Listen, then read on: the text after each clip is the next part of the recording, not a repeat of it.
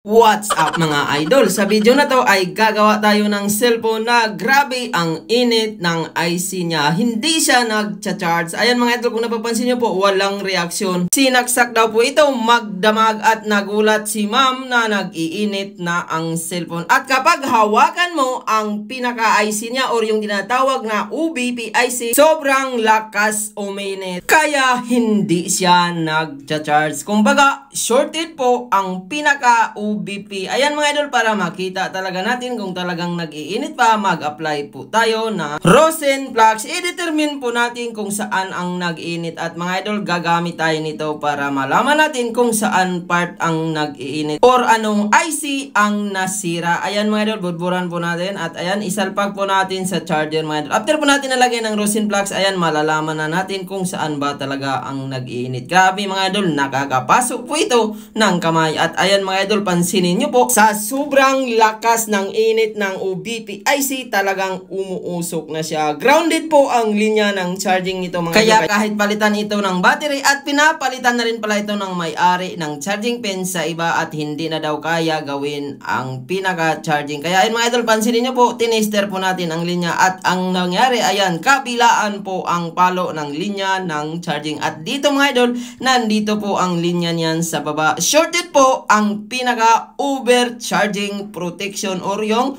UBP IC. Magdamag din kasi itong chinars at ang nangyari mga idol, na over voltage po siya, kaya ang nangyari, pumutok po ito. Ito po yung unang pumuputok mga idol bago sa charging IC. Ayan, natanggal na po natin at grabe, namuti na po talaga siya mga idol. At ang gagawin natin dito, hindi po tayo magpapalit ng UBP. Ayan, bago na ang charging pin nito mga idol, galing po ito sa iba at hindi daw kaya gawin. Kaya ayan, sinubukan ko ni chinek ang ilalim at nakita ko yung umuusok. Kaya ayan, pansinin nyo mga idol, nung tinanggal ko ang UBP IC, hindi na pumapalo ang pinakalinya. Kanina grounded siya at nung tinanggal natin, nawala po siya. So, doon kasi nanggagaling ang pinaka-positive line mga idol bago dito sa baba at bago doon sa IC. Kaya mga idol, dito kahit tanggalin mo ang UBP, pwede mo siyang i-bypass. Kaya ang gagawin natin mga idol, bypass po, hindi na natin papalitan para in case ma-overcharge, hindi siya masisira. At ayan mga idol, tinister ko ang linya at hinahanap ko ang positive. Dito pumapalo, yung kanina hindi pumapalo. At dito natin i-bypass mga idol.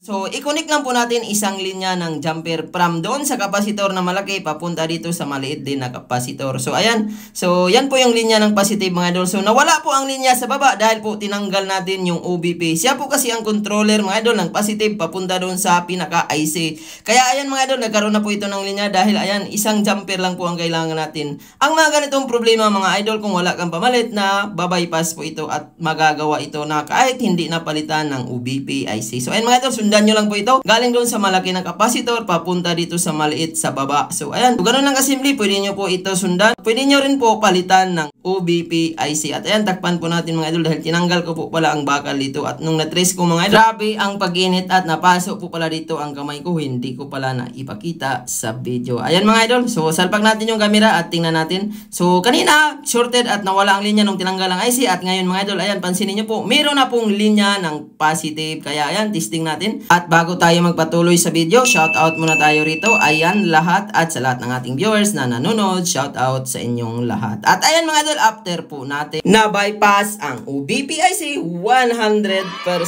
gumana kagad. At laking tuwa ng may-ari nito. Dahil nung pinagawa ito sa iba, siningil pa siya sa bagong charging pin at hindi naman nagawa. At ang sabi sa kanya, papalitan daw po ng motherboard at wala daw available. At buti na lang na silip po natin ang problema. Ganun lang kasimple mga idol, kapag nagpalit po kayo ng charging pin na hindi pa rin nagcha-charge, pwede nyo po i-check ang linya. Madalas kasi kapag UBP ang tama, shortage po ang linya niyan. At kapag isaksak mo, nag-iinit ang motherboard. Kaya ayan mga idol, tingnan po natin kung magdadagdag. Isara muna natin lahat at ibalik natin ang screw dahil hindi ko po na ipakita kung paano ito binaklas dahil hindi ko naman sana ito bibidyohan at i-share sa inyo. Pero dahil nagbablog lang naman ako at para makatulong din sa inyo at sana tulungan nyo po ako na ibahagi ang video video na ito, huwag kalimutan mag-like, mag-share at mag-subscribe at mag-follow sa ating FB page, Julfon TV Official New Feeds. Hindi po kasi lahat ng mga gumagawa mga idol marunong mag-bypass ng OBPIC. Kaya kung napanood mo ang video na to, pwede nyo po ito sundan at sana i-share nyo rin sa iba para makatulong din tayo sa kapwa natin. At ayan mga idol, lagay muna natin yung SIM at tingnan natin kung magdadagdag na ba ang kanyang percentage. At meron akong tips lalo na sa ating mga viewers, iwasan niyo po mag-charge ng magdamag para hindi matulad dito ang cellphone mo. Or kapag na-overcharge, pwedeng lumobo, madamay ang pinaka-battery at pati motherboard. So ayan mga idol, i-on natin at tingnan natin kung magdadagdag. So wag po kayong kukurap, antayin po natin mga idol. At maraming salamat sa lahat ng nag-support sa aking YouTube at sa FB feeds. At maraming salamat mga idol sa inyong tiwala. At sa mga gustong magpagawa ng ganito, mag-PM lang kayo sa ating FB page, Julfon TV Official New Feeds. At kanina mga idol, 10% at ayan,